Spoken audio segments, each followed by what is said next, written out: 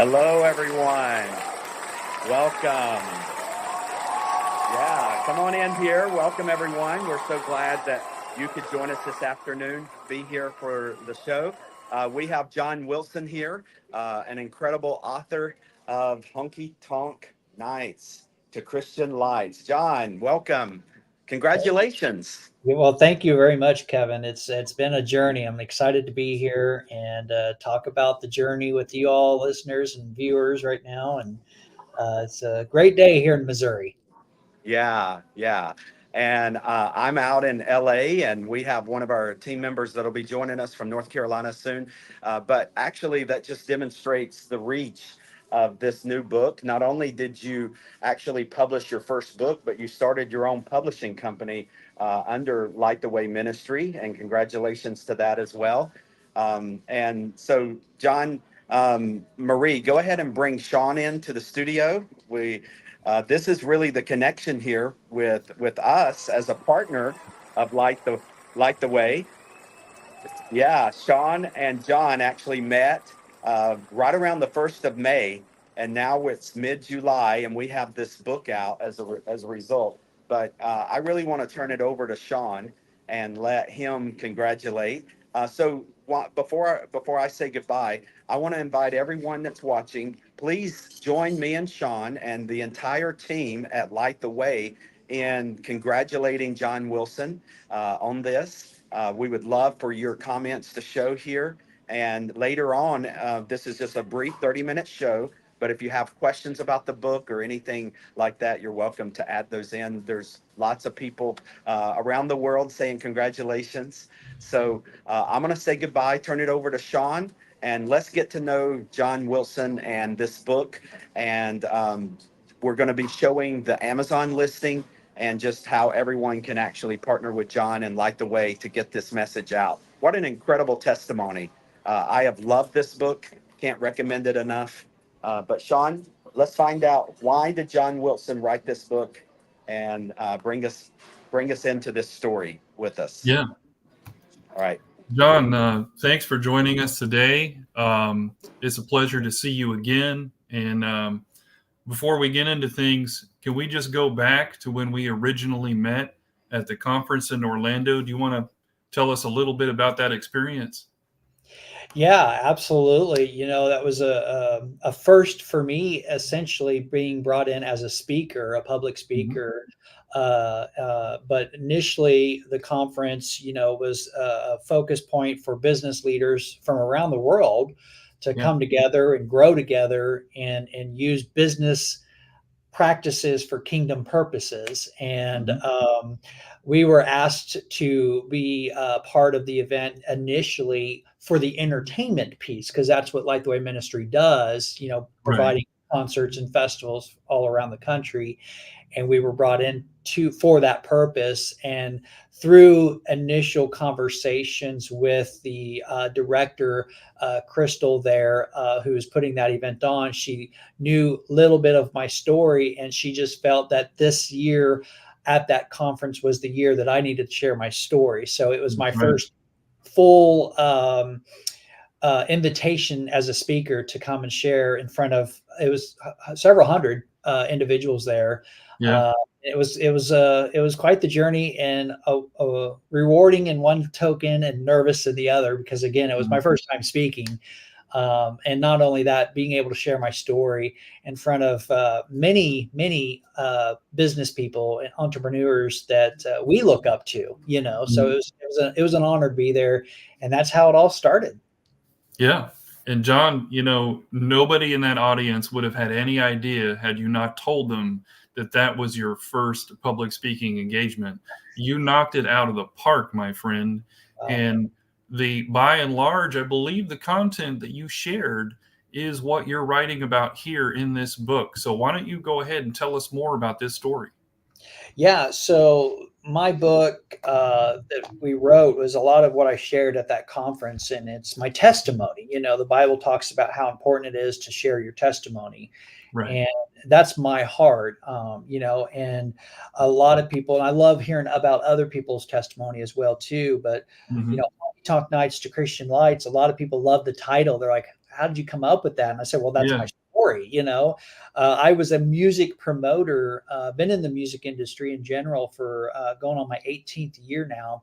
And I started as a country music promoter, and I worked in the nightclubs, in the honky tonks and bars, booking entertainment, and moved from that to doing a Christian concert more or less as a joke that changed my whole world, and personally, and all the way down to the family, and what brings us to today, current, doing Christian festivals and concerts, still doing the music promotions, but turning it into giving God the glory versus Bud Light or an alcoholic drink or a bar or something like that. That's right. Yeah. What a great message. So John, without without kind of spoiling the book, can you Mhm. tell us a little bit more about your testimony and dig into it a little deeper for us? Yeah. So, my story, a lot of people know the initial, how I came to know Christ through doing this Christian concert as a joke.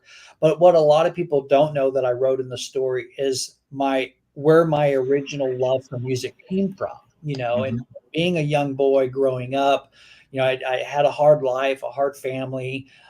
Didn't have a lot of benefits, didn't have a lot of activities that I could do as a young man growing up, but all I had was a radio, and that music was always the soothing point to get me through my childhood, which Hmm. ultimately, until writing this book, I didn't realize that that's what it was. Yeah. If I can just be completely honest to the viewers, I was writing this book with the idea of just telling my story, but what it was doing to me as well was it was helping me identify some of the things that I do today and why I do them today, and how it all came about when I started writing it down. That's right. And so yeah, just my love for music has always been there, mostly because it was more of a comfort thing, Hmm. as a kid, because of the struggles that I had to go through as a child growing up, not having a lot of benefits, raised in a poor family, not being able to do a lot of stuff, being in a room that was my basement most of my life, not being allowed to get out, things like that. Yeah. Again, I just went back to that radio and just Hmm. allowed the music to take me out of my area that I was in and take me into an imagination realm, so to speak. Right. It's so great what God does to allow us to connect with other people and other emotions through the power of music, Mhm. and utilizing that to lift us up out of the things that we're dealing with. Right, right. I always say music has a way of entering your heart without your permission. And that's why it's That's so important to what you listen to as well. Yeah, that's a great. I hope you have that in your book. That's a great quote, John. Well, what do you want to go ahead and get into it and talk more about the book, and we can show what you've got available on Amazon? Yeah, absolutely. Again, the book is available on Amazon and several other outlets as well too.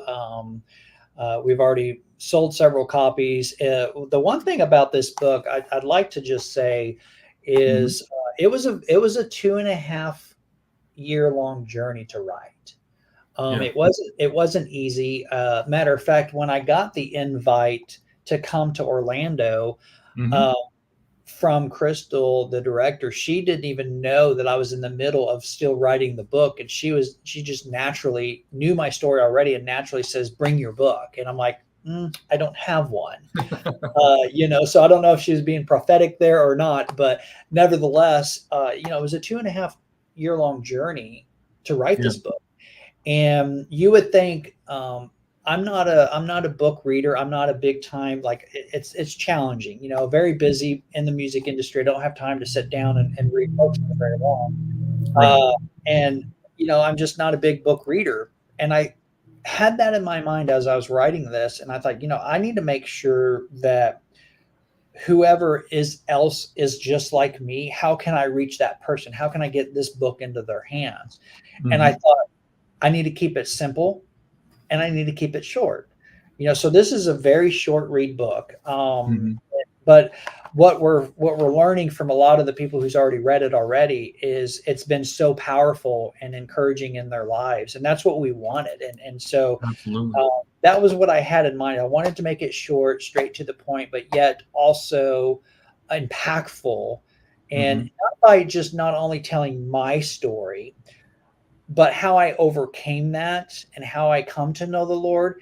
And in the book, and actually chapter 6, I believe it is I is it that's I mean, it's a 10 chapter book, right? So chapter 6 is the chapter where I actually wrote about my encounter with Jesus, how I came to know Christ, how I got saved, how I asked him into my heart.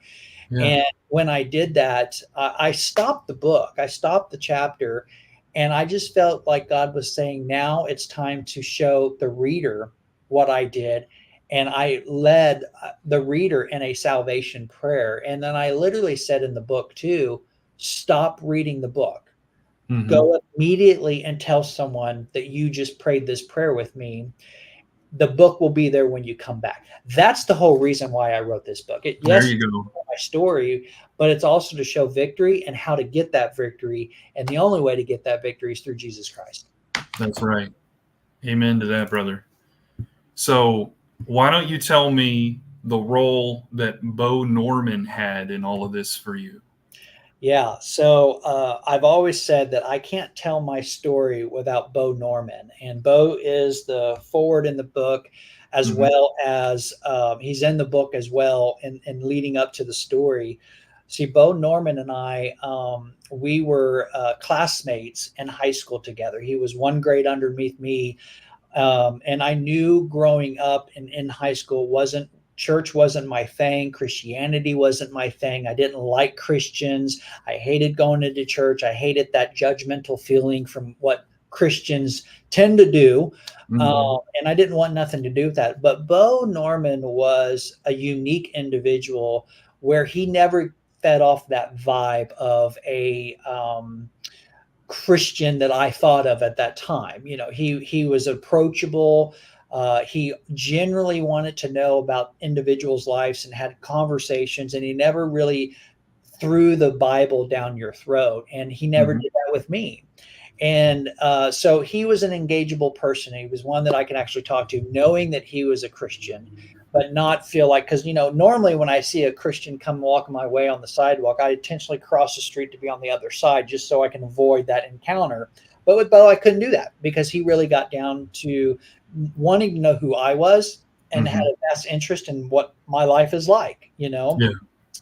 through a bunch of series of conversations, we got on the topic about what I do for a living, and he asked if I'd be interested in doing a concert in my hometown, in our hometown where we lived, and through just general conversations, we came up with the idea about doing a Christian concert. Deep down inside, I really didn't even want to do it. I just kind of more or less did it as a joke, thinking that Christian music, there's no money in it, because I'm a secular promoter, so I'm always thinking how to make money and do that. And I just didn't really want to do it. Plus, there wasn't a place to do it in this hometown. And through a series of those conversations with Pastor Bo, he opened up his church for me to do a concert there. Hmm. And we did it. And that night, that concert really is what opened up my eyes to identifying a gift that I had been working in through the Holy Spirit. Although I wasn't a follower, I was a believer, but I wasn't a follower. See, you can be a believer of Christ. Hmm. You to be a follower is a different story. You got to have that relationship. So I knew who God Right. was. I just didn't have that relationship. And Right. until you have that relationship, I was operating in a gift that God has given me.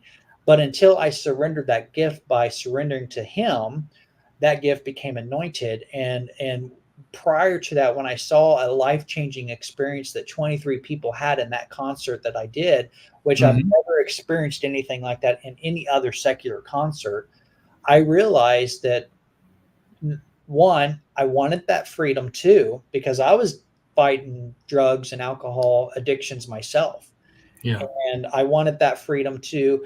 But then secondly, I kind of got this new wave of like, I want to do another event like this, and it was actually, I think, the following night where I just fully surrendered to Christ. And because I really didn't really understand what was going on, Yeah. and Bo comes to me, and I remember that night when I saw 23 kids raise their hand, and I'm in a state of confusion. I want more of this. I don't know what I really want, trying to understand it. And Bo just kind of wraps his arm around my neck at that night and points to these 23 people that surrendered to Christ and said, "Look what you did." Yeah. And when he fully was able to explain it to me, that's when I surrendered. And that's when the dream came to me of doing this festival, starting this ministry, and reaching hundreds of thousands of people for the kingdom of God. And I've been using it as a gift that I always had, but it wasn't until I surrendered that gift to Christ that it became anointed and turned it Right. into expanding the kingdom. Absolutely. And so none of this would have happened. This book wouldn't have happened. The ministry, the festivals, the hundreds of thousands that we've reached with the gospel, none of it would have ever happened without Pastor Bo being obedient and just nudging me enough to say, let's do a concert here in my church. That's awesome. So there's one more person that I think we need to talk about here, and that's Mama Donna. Can you tell us a little bit about her? Yes, Mama Donna. She wrote the appreciation in the book. I met Mama Donna. She's like my spiritual mother, and I met her not too long after I became a Christ follower. I would say we're probably about our third, maybe fourth month in as a new believer for Christ. And one thing that I had a vision of doing is I wanted to do the festival. We were going to do it in Stockton, Missouri. And I needed to get in contact with churches. And so the next town over was a church called Bolivar Assembly of God Church. And I went in and I was invited to come and promote the festival, wearing my promoter hat and just pushing the festival, big concert. We want to invite you all to come. And afterwards, I had a little table set up in this church foyer. And here comes this tall, long-haired, holy Spitfire for Jesus walks up to me and says, "What are you doing about prayer?" And I'm like, "Well, who are you, lady? And why are you asking me this weird question?" And she's like, "For your festival, what are you doing about prayer?" And I'm like, "Well, I never even thought about that. I just know how to do a concert and how to bring the artist and stage and production all together." She goes, "Well, you need something for prayer." Mm-hmm. I'm like, "I'm all ears." She goes, "I'm going to be your prayer ministry person, and I'm going to help you. We're going to bring in a tent. We're going to offer prayer for people. We're going to baptize people." And I'm just like, this lady is nuts. I have I've never seen anything like this at a concert before. Yeah. She goes, "This is why." And she goes, and from that moment on, we just connected. And really what Mama Donna was, is I call her Mama Donna. She's my godmother. Mm-hmm. And I'd never met her before up until about 8 years ago now. At that moment, she was that gap, that mother figure gap that I had missed growing up. And when you read the book, you'll identify what I'm talking about with parents and things like that. And she filled that gap, and she stayed with me from the start of the ministry till about last year when she retired. But we're still connected and we do a lot of things together. But she was a key element as well in my walk, with her and Pastor Bo. You see, there's one thing that's so important. Our mission statement here at Light the Way Ministry is to take church outside the walls, right? That doesn't necessarily mean that we don't want the church or we don't need the church, because we do. We have so many people that come to know Christ for the very first time. We're reaching people who normally don't go to church, but they go to a concert, right? Mm-hmm. And we're reaching these people, and they have an encounter. Well, then what do you do with them afterwards? Well, what I have learned is when I got saved 2 years afterwards, I was being discipled by Pastor Bo and by Mama Donna. And because of those two that stayed by my side, they helped me fight through the addictions that I was still trying to overcome as a new believer, and stay focused on the Lord and keep my eyes on the cross. If it weren't for those two, I don't know that I can be here today or would be here today. And what I've learned was, again, if there's other people like me out there, we need to disciple them. So even though Absolutely. our statement is take church outside the walls, we need churches, we need ministries to come alongside us so that when these people make a decision for Christ, we can immediately plug them in to a church and say, go here, get discipled, because that's where the church comes in, is to disciple. And I see the value of that. I am the value of that. Right. And that's what those two did for me. And look where we're at today. We're one of the largest music festivals in Missouri and in Mississippi. And like I said, we just launched this publishing firm and Mhm. put my book on it. And all that is because of those discipleships that were in play right after I gave my life to Christ. That's right. Lighting the way. That's it. That's it. Yeah. Well, at this point, why don't we have a look at the book and the listing on Amazon and then go into that a little bit deeper, let people know how they can support you and Light the Way ministry moving forward. Yeah, absolutely. This is the book is available on Amazon right now, as you can see there. We've got the paperback option for $14.99, or we got a hardcover for $22.99 that's available right there, and it's also available on Kindle as well. And really, the greatest thing about this is I am not getting $1 from a book sale. I don't get it. It's not going into my pocket. It goes right back into the ministry 100% so that we can continue to go out and do these events and do these concerts and festivals and reach people. So I want to say that not only are you purchasing a book for your own entertainment or own willingness to learn about my story, but you're also investing into the kingdom, because every dollar goes back to the ministry so that we can go out and do more events like this. And Amazon is a great example to do it. It's easy to find right there. Essentially, all you have to do is just type in Honky Tonk Nights to Christian Lights, or up in the search bar of Amazon, and it'll pop up right there. We encourage everyone to leave us ratings too. I mean, we've got some ratings that are already starting to come in. I think this book's only been available for maybe about a week and a half on Amazon. Mhm. And I think we've sold over 150 copies so far already. That's awesome. And it's still going. And again, 100% of the proceeds go right back into the ministry so that we can continue to do our mission to take church outside the walls. That's right. So we ask everyone watching, please go on Amazon, get your copy today in whatever version suits you. We're supporting the ministry here, Light the Way Ministry. As you heard John say, every dollar is going back into this ministry. John, tell us more about Light the Way Ministry and what you guys do. Tell us more about these concerts you put on. Yeah, so we initially started the ministry as a music festival, a 2-day music festival in my hometown, which it branched out to be in multiple festivals. And I remember in 2009, we started in 2017, and in 2019 was the first time we did 3 festivals. We did one in Missouri, 2 in Missouri, one in the Springfield market, and then one up and around the Kansas City market. And then we did one over in Illinois. And then we realized that there's more of a hunger than just right here in our own backyard. And so we started doing a little bit more festivals, but then we also thought, well, festivals is typically in the summertime. What are we going to do in the wintertime?